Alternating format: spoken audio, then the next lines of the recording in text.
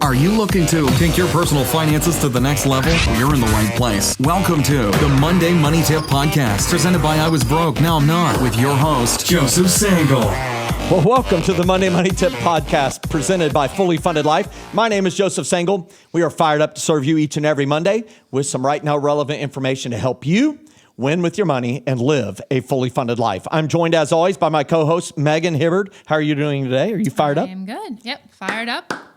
We're finishing up a 3-part series here in this month. And tell everybody what we've been focusing on. Yep, so we've been focusing on 3 tips for a successful 2023. So part 1 and part 2, if you haven't listened to them, make sure to go back and listen to them. So part 1, we talked about establishing clear goals. And part 2, we talked about preparing a detailed budget. That's right. And today, we're going to talk about the third one, which is hugely important. What's that? Yep. So number 3 is automate the important. Automate. Listen, it's unbelievable what you can automate these days. Isn't it amazing? I mean, you can, a lot of people are like automatic driving. I mean, is that crazy? It's kind of terrifying. Maybe Elon Musk is like almost automating the return of rockets back to Earth. They just go back and land on a drone ship or back on land. It's amazing what can be automated. And the fact is, you can automate a ton of stuff in your finances. Yeah.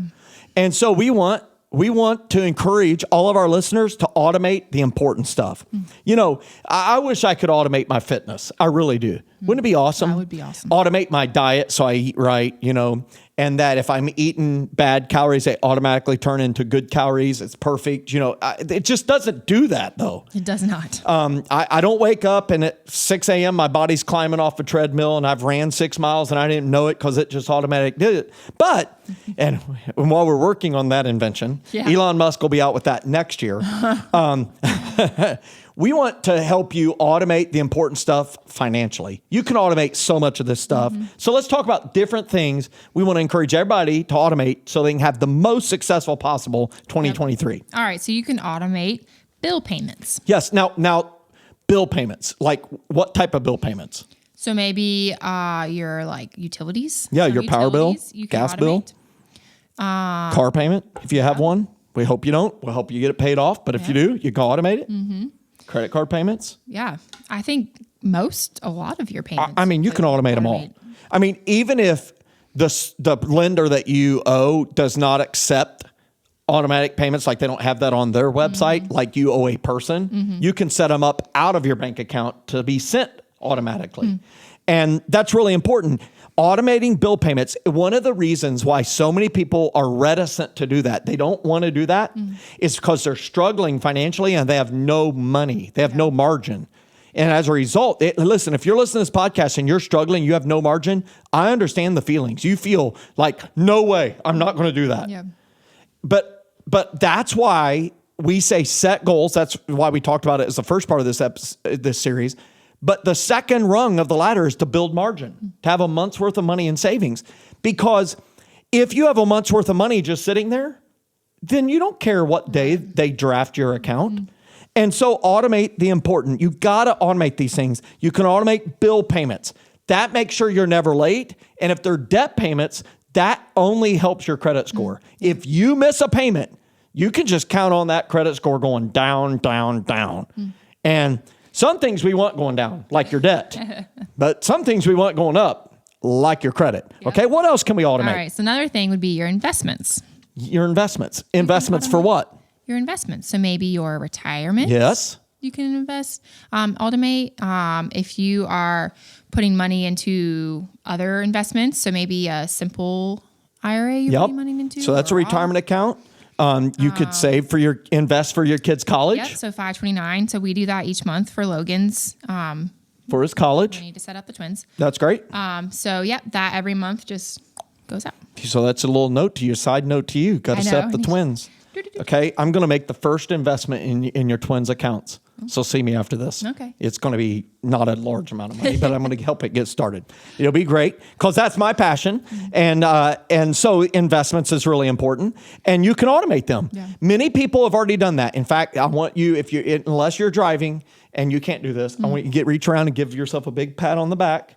If you have automatically set up automatic contributions to your 401k or similar type Roth 401k or Roth IRA or regular IRA account or simple IRA like we offer here, then you've already automated it. And think about this. The government has set up automatic tax collection. Why does the government do that? Why don't they let you just bring your whole pay home and then count on each individual person to send in their tax money? Because people would not. Because they wouldn't do it. And also, they know that people would want to show up to vote every Tuesday because they know that it's out of sight, out of mind. Yeah. When you realize how much you pay in taxes, It's wild. and you realize that your employer matches your Social Security of 6.2% with another 6.2%, and when they match your Medicare 1.45% with another 1.45%, that just Social Security and Medicare, that FICA and Medicare is 15.3% of your pay. Get fired up. Yeah, it's automated. In the same way that the government automates that, you should automate your investments. Automate that 529 college savings plan contribution, that retirement contribution. Listen, it's set it and forget it. You don't want to have to convince yourself to make this good decision every month. And that's the beauty of automating things. What else can you automate? Yep. So you can also, this is one of my favorites. You can automate we call them KUEs. So your known upcoming non-monthly expenses. Yeah, KUEs, your Q expenses, those known upcoming expenses. List some of them that you save for every month. So Christmas, Birthdays. Yep. HOA payment. Yep. Insurance. Property taxes. Yeah. So for the first time in a long time, I've taken over, paying the taxes. So I've chosen to carry a mortgage on my house right now because I got it at interest rates that are so crazy low. I paid off my house at age 38, but then we built another house, and I made the choice to keep the mortgage and, kind of flip-flop rung 7 and 8 because I got it at 2 7/8 even back in 2015, and I just could not pay that off because I knew, hey, I can do better in investments. And if you think about what's happened in the marketplace for the last 6.5 years, that's been an excellent decision. And so I finally just called and said, hey, I am tired of you guys messing up escrow, which is where they collect 1/12 of the property taxes every month. And they keep screwing it up. My bank did. And so I took over it. And so I've been saving it every month. And last month I got online. And I was going to go to the courthouse, but they said, if I paid with a credit card, they want to charge me the service fee. Well, if I pay with an e-check, they would charge me $1. And I was like, it's going to cost me $3 in gas to drive there and back, plus time. So I processed it online as an e-check. Yeah. But I save for it every month. It's a known upcoming non-monthly expense. Yeah. I also saved for vacations. I even saved for season tickets to Dollywood this year. There you go. Isn't that awesome? And I just redeemed them, went to Dollywood for Christmas. It was awesome. The kids had a blast. And I even paid up for they were able to do their own glass ornaments. They were able to blow into this tube and blow up this hot glass. That's amazing. It was really cool. Yeah. And my 3 kids loved it. Yeah. And my little daughter is so awesome. The guy said, okay, now blow. And she went, and it just went, oh no. it just blew up, so they had to make another one. So that wasn't an extra fee. They apparently, a lot of 8 and 9-year-olds do that. Yeah. But it was awesome. She's like, I blew it up. We're saving for, and a really exciting thing every month is new tires. There we go. Very exciting. So we're about to cash that one in. There we go. It's just going to be not fun, but you know what? But they're awesome when you get them. You have to have them. In your high school yearbook, did you say, hey, 15, 20 years from now, I just can't wait to be paying cash for tires? No. But it's important, right? It is important. You don't think about that stuff, but it's so important. And so you need to save for these. You got to automate them. Listen. I know there's that one thing that says, listen, Linda. So this isn't directed at our listeners named Linda, but Maybe. It's a little kid trying to convince an adult. And he's like, listen, Linda. But it's really funny. But here's what I would just say to you. If you don't save for Christmas, vacation, property taxes, vacation, things like that, one of 2 things is going to happen. You're never going to get to do the fun thing. You'll just not be able to go on vacation. Or you're going to do it and you're going to end up having debt. You just keep going back in the cycle of debt. And I know that saving for Christmas and vacation and things like that every single month makes your monthly budget tighter. There's less wiggle room. But there's just something so, can I say, pleasurable, amazing awe-inspiring even, that says, hey, I proved to myself that we can stick to a budget. And not only that we stick to a budget, that we have become planners, which is really amazing as a spender. So much so that when vacation time rolls around, there's no debt chasing me home. Yeah. That when the property taxes come due, there's no stress. There's none. That Christmas happens and I can plunk down cash for it. And I don't have to worry about the Visa bill showing up in January. Yeah. And I want that for each of our listeners. I want you to have the financial confidence that is born out of preparation and planning. And so automate the important. So I would encourage us to think about, Megan, what is your take on this? Yeah. So for me, it's automating maybe the things that you don't necessarily think of. So going through what you're spending each month or even over the year and looking at different things that you can automate, different things that you can save for. So maybe this year you weren't able to spend as much on Christmas as you would have liked because you didn't plan for it. So making it a goal for this year to start saving for those known upcoming non-monthly expenses. So chunking them out each month, setting that up. You can use online accounts. So some options we have on our website, Ally, Marcus, that kind of stuff that allows you to create these sub accounts where you can put money into it each month. Ally calls them buckets. They're in separate accounts so that okay, my vacation fund, I have this much money. Christmas fund, I have this much money. But you're saving for it each month so you don't have to worry about not having Maybe money we put a little image up that shows Ally. They have an example video that shows buckets, and we'll just show that so people can get it. Yeah. I encourage you to check it out on YouTube.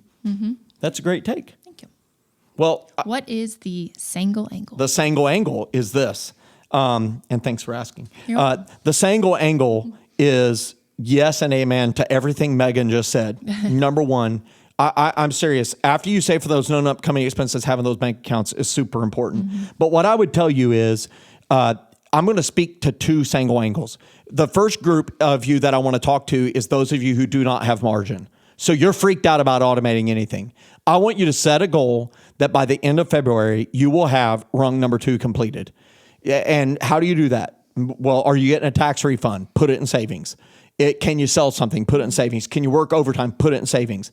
Because you need to be able to automate stuff. You eliminate so much stress from your life when you don't have to worry about just mundane stuff that can take care of itself if you just establish margin. The other Sangle angle is for those of you who have margin. And my thing for you is I want you to calculate your known upcoming expenses. Pull up our calculator. Think about all the things that you need to save for this year.